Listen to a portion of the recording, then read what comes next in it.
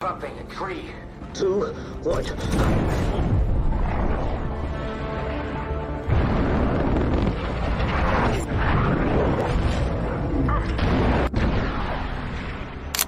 What do you see here? An American fighter jet in action. What do I see? A machine weighing 14.7 tons, the equivalent of 17 military jeeps.